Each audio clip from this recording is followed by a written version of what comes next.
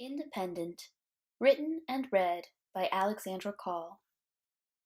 Notes of cinnamon and pumpkin wafted through the air, filling our noses with the rich aroma of fall. Rita was particularly excited today. Her purple ink pen and tiny notebook levitated in a swirling pattern. Their movements, controlled by her telekinesis, exhibited her mental state as she anticipated the delicious treats to come. Do you think they'll have apple donuts or pumpkin cupcakes featured this year? Both were such a big hit last year, I can't imagine how they'd choose. Ooh, what if they feature something totally new? Rita shook her teeny fluffy tail. Aren't most guinea pigs supposed to be obsessed with vegetables? I teased, turning to where she floated beside me, perched on the wide brim of a floating hat. Rita sniffed. I'm not like other guinea pigs. She shook her little nose haughtily. It was true. Even in the world of magic, Rita was special. During training to become a familiar, Rita had asked if an animal could ever be given independent witch status instead of having to be tied to a familiar contract, unheard of even to this day.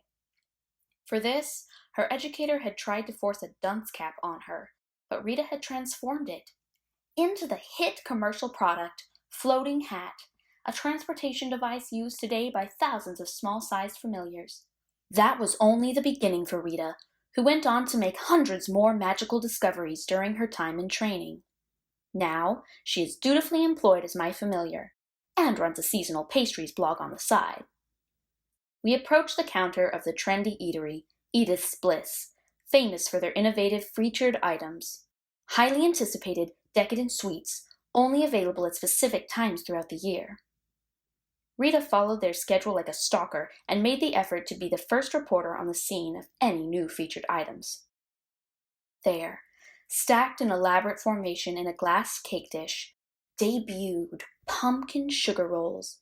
Stunning croissant-like pastries shaped like grinning jack-o'-lanterns, dripping with melted butter and sprinkled with scintillating orangey pumpkin-flavored sugar. I hid my smile behind my hand as Rita's eyes practically bugged out of her head, and her pen and notebook tangoed together in midair. 2 pumpkin sugar rolls for here, 5 apple donuts, 6 pumpkin cupcakes, 4 slices of maple cake to go, and 1 large autumntacular whipped coffee delight with extra whip and extra sprinkles. She turned to me. Want anything, Rox? Again, I stifled my grin. Just a cookie. Rita turned back to the cashier, who was sweating bullets. And a cookie. We took our harvest out to the courtyard, and Rita set the floating hat to rest mode beside her on the table and began the very serious task of tasting and note-taking for her blog. I began people-watching around bites of cookie, enjoying the tranquility of the day. A family of pixies flitted around a plate of strudel at the table beside us, eating, quickly transitioning into flinging fat crumbs at one another and falling to the table in a sticky heap. The tablecloth quickly absorbed the smaller crumbs, self-cleaning magenology that was trending at cafes like this. The kinks had yet to be worked out, as demonstrated by an unfortunate pixie's shoe getting swallowed up into the abyss of tablecloth crumb world.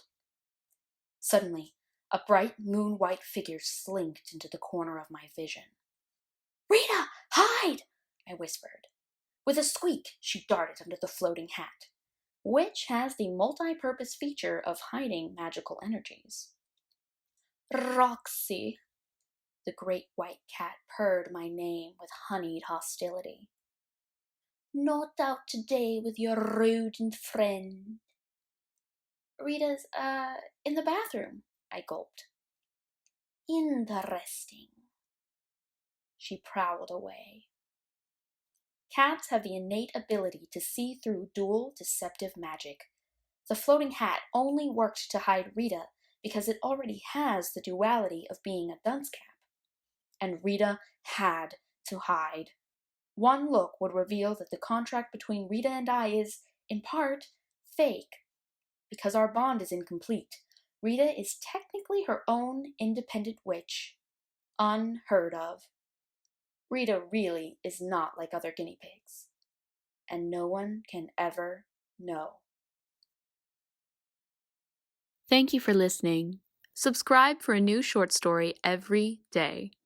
If you'd like to read with your eyes, check out the link to my Tapas account in the description. I hope your day keeps getting better and better, and when you think it can't get any better, it does.